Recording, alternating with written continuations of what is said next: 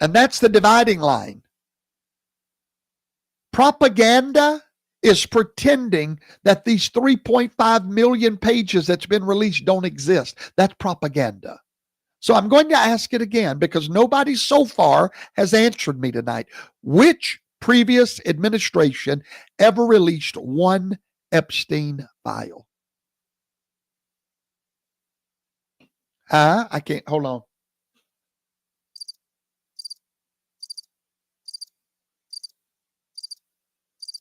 Yeah, that's what I thought. Did Clinton do it? No. Did Bush do it? No. Did Obama do it? No. Which one passed a Transparency Act? Which one opened a public searchable Epstein library on a .gov website? Can you tell me who did that? The archive sat at the FBI vault for decades and nobody touched it. But this administration is the one being accused of a cover-up. Just let that irony sink in for a moment, will you? The only administration that opened the vault is covering it up. I can't take it no more. I cannot deal with what I see on my timeline. Now, here's the part they don't want you to know. While they were busy screaming cover up, there is an FBI document sitting in the released files that was released in that 3.5 million documents that destroys the entire narrative of a cover up. It's called a 302. That's what the file is called. That's FBI shorthand for a formal interview summary. 302. It's a 302. This one that I'm going to talk about now was from October 2019. About the same time they were talking to Lee Wexner, right? October 2019, there was an FBI interview with Michael Rader, Reiter. He was the former chief of the Palm Beach Police Department. The chief, the man that ran the original Epstein investigation in the early 2000s, the mid 2000s rather. The man that started the whole Epstein investigation was interviewed in a 302 by the FBI. And here's what Rader said to the FBI under formal interview. He said these words: in July 2006, that's when the Epstein investigation first became public. He said Donald Trump personally called the Palm Beach Police Department. He was, according to Rader, one of the very first people to call, if not the first. When word got out that the police were investigating Epstein, and Trump said these words to the chief of police, quote, "Thank God you're stopping him. Everyone has known what he's been doing." But Trump didn't stop there. Trump continued to tell Rader that people in New York knew Epstein was disgusting. Trump called Ghislaine Maxwell evil and told the police chief, focus on her. Trump told Rader that he had been around Epstein one time and that there was teenagers present and that Trump said he got the HELL out of there. And then Trump told the police that he threw Epstein out of Mar-a-Lago. Now I want you to read that one, or read that list in your mind one more time. While the rest of the elite social circle was looking the other way, flying on planes, visiting the island, and pretending they didn't know, Donald Trump picked up the phone proactively and called the police. Now, that's not in a press release. That's not a campaign talking point. That's an FBI 302, a formal law enforcement document recorded under interview with the police chief that led the investigation. And it was buried in those files for all these years until this administration released it. Think about that the next time someone tells you the Epstein files are bad for Trump. Think about that. Just think about that. The files don't implicate Trump. The files show Trump was one of the first people in America to try to stop Epstein. And no, you will not hear that on CNN, but it's the truth. And if it's not, prove it now. Now, most people are screaming about a law that they've never read a single line of the statute. So let's fix that tonight. Let's read the Epstein Files Transparency Act word for word. And you need to listen carefully because I'm about to reveal something to you that I saw, Professor Toto. No one else has ever mentioned what I'm about to teach you. No one. I've looked, I've searched. No one has brought out what I'm fixing to bring out to you. In the Epstein File Transparency Act, it says these words: no record shall be withheld, delayed, or redacted on the basis of embarrassment, reputational harm, political sensitivity, including any government official, public figure, or foreign dignitary. Now that, ladies and gentlemen, is black letter law. Signed, published, it's binding. It forbids protecting powerful people from embarrassment. That's built into the statute that Donald Trump signed. But here is where Professor Toto's all-seeing eyes began to look under that text, and I noticed something was missing that no one else has noticed. And I say that because it's just the truth. Here's the question that no one is asking, but I am. And it might be the most important question in this entire debate. I need you to listen to it. It says that no record will be withheld because of embarrassment. So you see, reputational harm. So just redact it all. But you're missing what's not there. What about innocence? It doesn't say no record shall be withheld for the innocent. And that's what everybody missed. It says no record shall be withheld, delayed, or redacted just because of embarrassment. So if you're in there and you're guilty and it's embarrassing, it's not going to be redacted. Reputational harm, not going to be redacted. Political sensitivity, not going to be redacted. No government official, no public figure, or foreign dignitary. See, there it is. Just unredacted all. But wait a minute. There's one thing that it does not say that no record shall be withheld for, and it's for the innocent. The law says you cannot redact to spare someone's reputation. Fine. But what if the DOJ reviewed the evidence, determined that a person was not a target, not a co-conspirator, not criminally involved, and then redacted their name to protect the presumption of innocence of an uncharged citizen? That's not embarrassment protection. That's constitutional protection.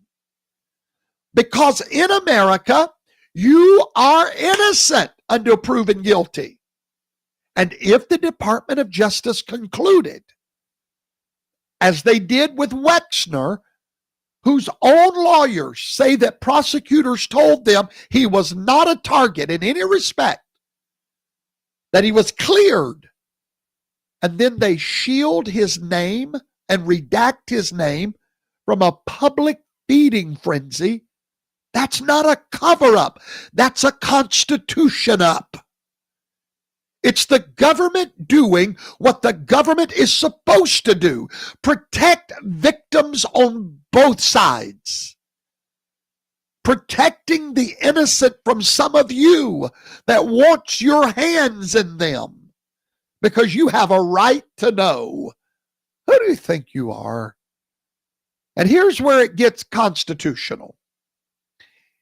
The Epstein Act that was passed, the ETFA, you cannot pass an act that violates constitutional rights. You cannot do it. The presumption of innocence is not a courtesy extended by Congress. It's not a policy preference. It's a constitutional right rooted in the 5th and the 14th Amendment, the right of due process of law. No statute by Congress can override that right. No Transparency Act can supersede that right. No act of Congress can strip an American citizen like Wexner of the presumption of innocence because the public is hungry for names. Congress banned redacting for embarrassment. Fine. But no Congress on earth has the authority to mandate the public destruction of uncharged, constitutionally innocent citizens by forcing their names into a digital mob square based on raw, unproven FBI labels. Not in my America. And if the EFTA requires that, then the FTA is unconstitutional. The Department of Justice did the right thing. Yes, the EFTA bans redactions to protect reputation, or not to protect reputations, but it does not erase due process protections for uncharged citizens. Those 6 men whose names went into the congressional record, and Massey felt like a hero, he was a zero. Because what you just did is you raped the Constitution as bad as Epstein raped his victims. Hypocrite.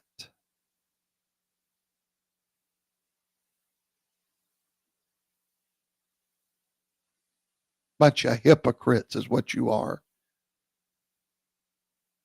Those 6 men were victims, just as those pitiful young girls are. And you're willing to protect one group while not doing the other. Hypocrites.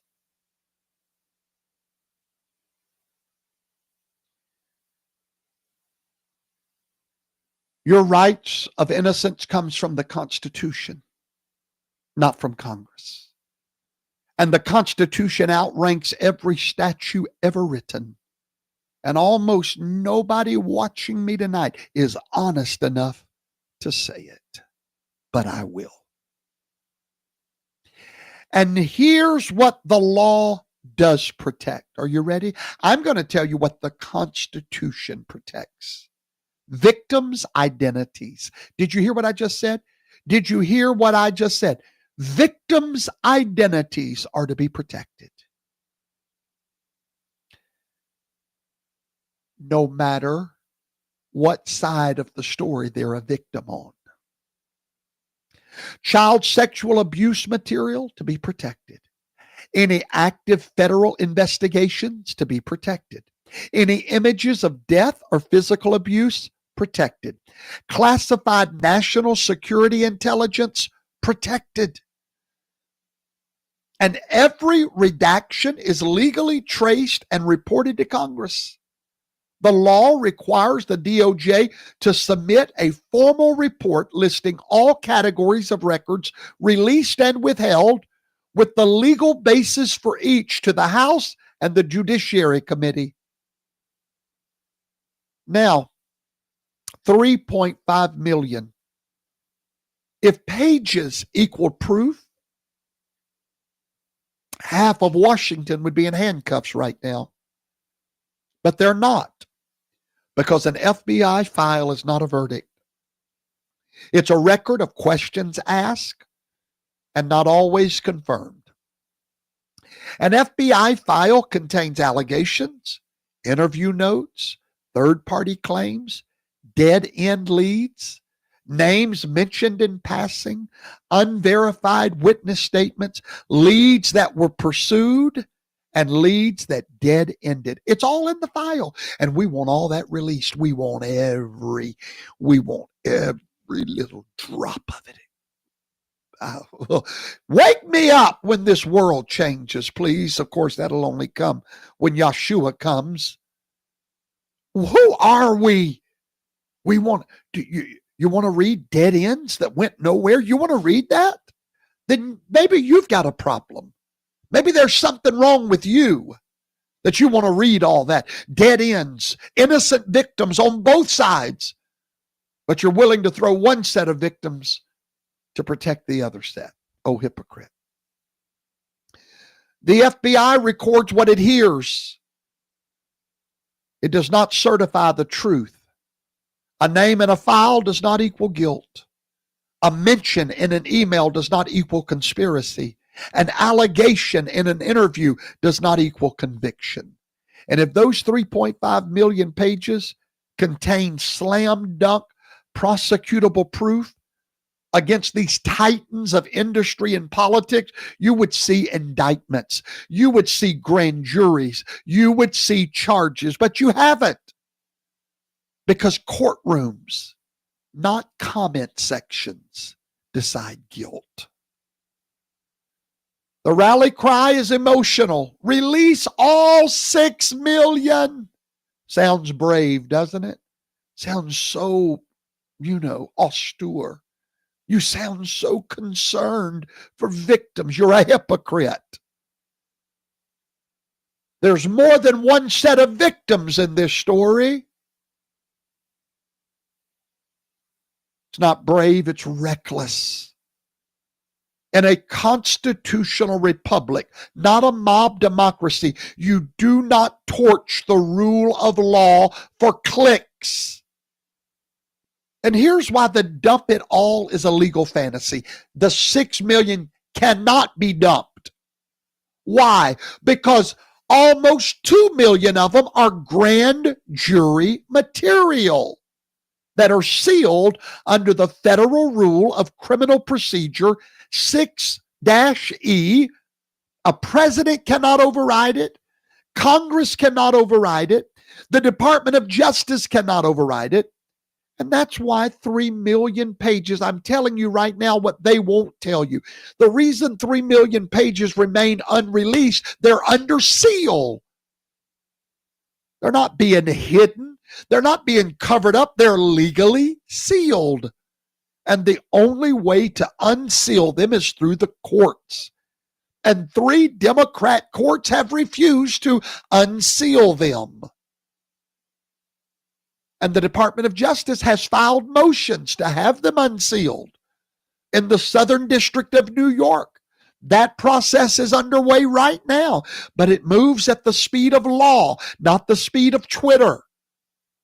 And that's how it works in a nation of laws. So those 3 million documents that's left, the vast majority are under seal. And the rest of the documents are victims' identities. Those are protected by federal statute. And here's where the hypocrisy that I'm preaching about tonight reaches its peak. At Wednesday's hearing, Representative Japal demanded that A.G. Bondi turn around and apologize. Now listen to this. Oh, you got to get a load of it. She demanded that Bondi apologize to the Epstein survivors that were sitting in the room. Why? Why would Japal want Bondi to apologize for releasing too much information? Yeah, you tell me. You tell me how that works. Make it make sense. She wanted her to apologize because the DOJ had released too much. For failing to redact those victims' names. That's called human error. 6 million documents. 30 days. Human error's going to happen. Exposing their identity. No, if you wouldn't have pushed, there would have been time. The same party that spent months screaming, release everything. You're hiding the files, sent a congresswoman to a hearing to demand an apology because the DOJ showed too much. You can't have it both ways. You cannot scream for total transparency on Monday and then on Tuesday demand an apology for too much disclosure. That's not oversight. That's political schizophrenia. And the survivors, every single one of them raised their hand that their names had been listed in the file. Anything related to child sexual abuse material cannot be released. Of those 3 million, how much of it's that? We don't know. It cannot be released. Any ongoing investigation cannot be released. Of the 3 million documents, how many of them are part of ongoing investigations? My fellow Americans, that's not weakness. That's called civilization, a civilized society. If you want transparency, follow the law. Don't blowtorch it. Follow the law. And again, I'm still waiting for someone to name the administration that did better than Donald Trump's. Name the president that signed an Epstein Transparency Act before Trump. Name the attorney general that ever released 3.5 million Epstein pages before Bondi. Name the DOJ who built a searchable public Epstein library before this one. Name them. Name them. I can't hear you.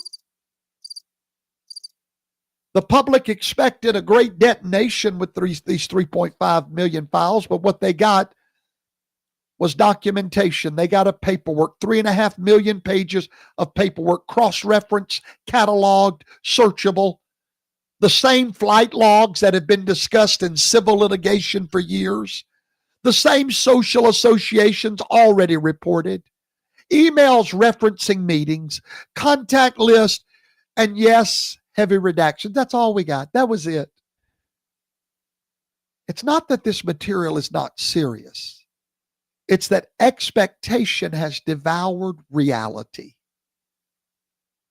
And that mismatch between promised detonation and delivered documentation is what's fueling the rage in America right now. When you promise detonation and all you deliver is documentation that we already knew about, that's where the rage comes from.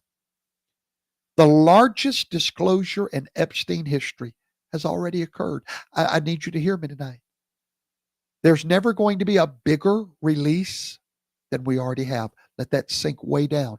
We have 3.5 million out of 6 million. That means there's only 2.5 left, right? Or 3. That's it. We've gotten the largest part of it. Never going to get any bigger, ever. It did not produce that televised apocalypse that we were so expecting.